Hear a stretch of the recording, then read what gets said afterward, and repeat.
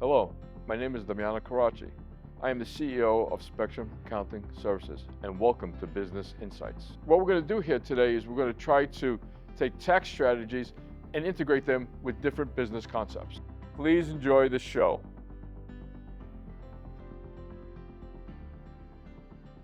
Teddy, Danek, I want to thank you for coming here today. We got a Thank very you, important Danek. topic to talk about.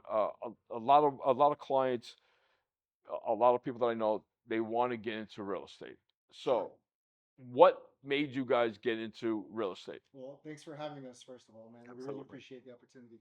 You want the real answer? You want the professional answer? I want the real answer. This is what I'm being. Let's be real here. I was laying with my wife watching HGTV and saw a couple of fix and flip shows, and I said, "Man, that looks interesting. I think we could do that." And that's how I got done. Now you're a registered real estate Correct. broker. I've been a licensed real estate agent since 2015. Okay, so the show, so the It's show. about that time we were laying down in bed, Okay, and this couple okay. was buying up houses and renovating them and reselling them for a big profit. We said, you know what? That looks like something we could do. Like what's Don't ever trust anything you see on TV. okay. Okay, so flipping is beautiful on TV. Everything looks amazing on the screens, but I'll tell you what, it's all fake. At the end of the day, it's a lot of work. You gotta strategize. You have to have the right teams. You have to have the right vendors. You know, when I back started buying properties back in 2010, I wasn't flipping. I was buying and holding. And then, of course, you get inspired by HGTV or by other people. And to be fair, it's a lot of work. It's not as easy as it thinks. It's not a 2 week. It's not quick cash. You have to work for it. So flipping is it's What made you get interesting. into it? The money, the money you have, if you get the right property and you get, when you buy the property, then at the right price, then you can make a profit out of So we understand why you guys are into flipping. How do you start? Like, okay, so I want to get into flipping. I it. talk to you guys. We're socializing someplace. I hear that you're flipping, and I do my New Yorker, and I butt in and say, hey guys, I hear you're into flipping. I want to get into flipping. What are you telling a new prospective flipper, or what are you asking an investor? So what are you telling someone who says I want to flip a house? Well, first of all, it's how much money you want to spend. Then we can find a location where you want to find the property. And then from the location and where you find the properties, what can we start looking at opportunities in the MLS, on, networking with people, with title companies, with relationships, maybe with an attorney. You find a property. Once you find the property, I'll tell you, listen, there are properties everywhere. Yeah, you can flip houses anywhere. But it's just how much risk you want to take, how much money you want to make on a flip. Can I tell you can make $200,000 on a flip? Absolutely, you can. But it's gonna take time. It's not. It's gonna be challenging in the Tri-County area here in South Florida, for example. You gotta find a little bit more farther north. But the first thing I want to tell you as a flipper is you gotta you make your money on the buy, right? You don't make money when you sell the property. Of course, that's when you recuperate your money, but buying smart. So we looked at least 100 properties monthly, and we only maybe get one or two properties, right? Because that's the only one that makes sense. So what a property makes sense? It's a property that you can add value to, that you can enclose a garage, or you can enclose a patio, or you can make another bedroom out of it, you can make another bathroom out of it, you can make it not just pretty it, just you have to add value to the property. So that's kind of where, kind of what we look for into flips. Um, I think it's something very, very simple, very fundamental, and you can apply it to any business. It doesn't have to be in fix and flip. You buy something that has an opportunity to increase its value. mm, You buy it at a lower price, and the goal is to sell it at a higher price. But, Simple as that. listen, the math formula is great. You Sure. say you buy low, sell high. I Sure. mean, we that's in everything. That's in Correct. stocks. That's in any business we're in. But okay, so how do I know I'm buying low? How do I know that I'm not overpaying for it? Okay, Well, you got to start with the end in mind, right? You got to see what that property is going to be worth further down the line and work backwards. How so do you do that? yeah, that was my next question. So if we could switch seats. So how yeah. how do I know that what I'm going to sell it. So I see a property. We were actually talking about uh, a small property. I see a property for $500,000. Okay, that's what the price is. Just all right. Before I negotiate the price down, how do I know? How do I get from 500,000 to 700,000? Well, I think you got to ask your audience, okay, if your house is sitting on Elm Street and you got two neighbors that have sold their property and they're right around Elm Street, maybe a couple blocks down, and the house is fairly similar size, similar bathroom, bedroom count. What did those two sell for? Depending on what those two sold for, you can make a good conclusion as far as what yours is worth. So I'm looking at the For comps. comparables, I'm he's looking. I'm looking for looking at the comps. comps. Correct. I'm looking at Yep. the comparables Mhm. for everybody else. Uh, you said Tri County, so you're talking about Dade, Broward. This is Sharkland. This is Sharkland. This is Sharkland. Everybody wants a piece of the pie.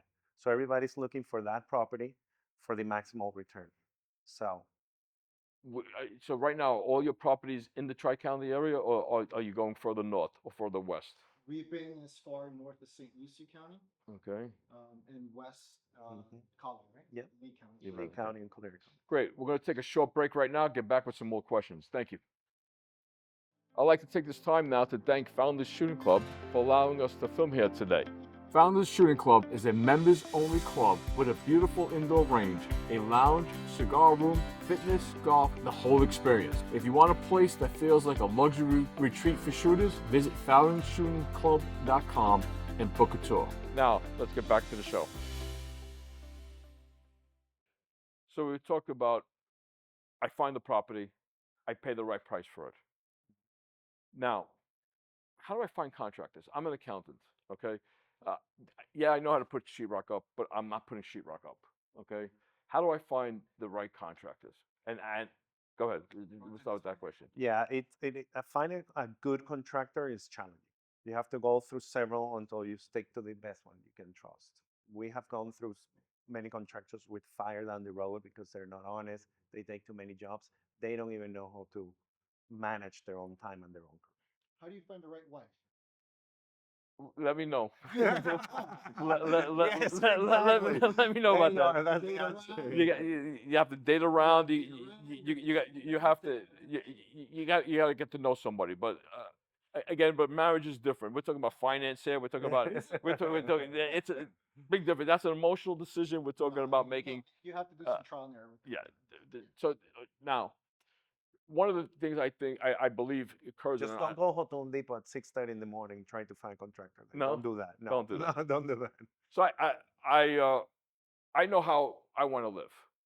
I want to know how I know what I need in my kitchen. I cook a lot. I Awesome. love cooking. I need this. I need this. I need that. But when I'm flipping, I have to change my mindset. Amazing. That's an Okay. Good excellent point. Excellent So question. how do you know what to put into the house and not to overput? Sure. All right. Well, it all starts with your budget.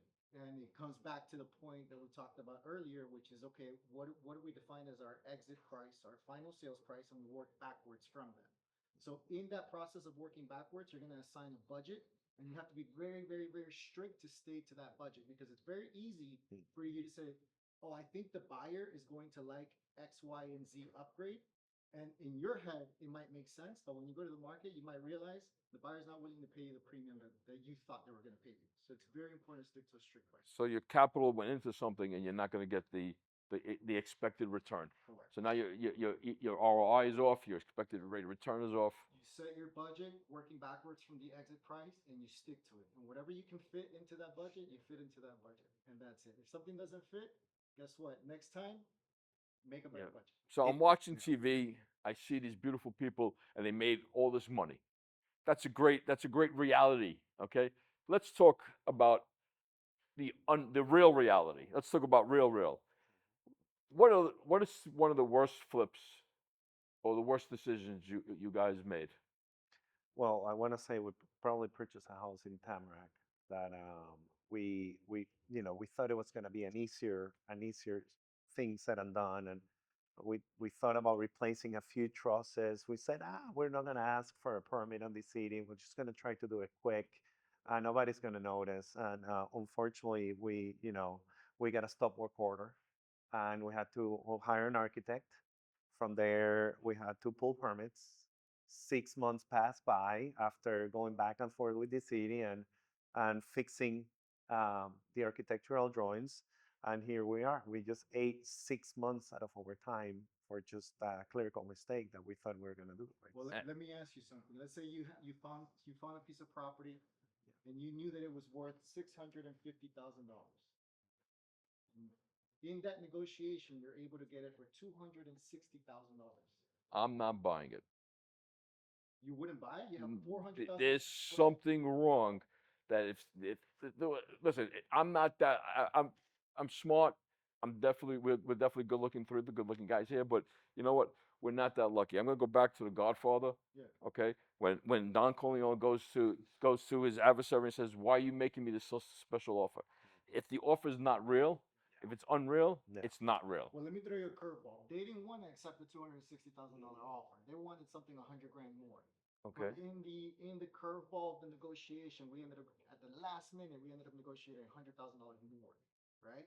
So it's a different kind of reality that you're in the game negotiating.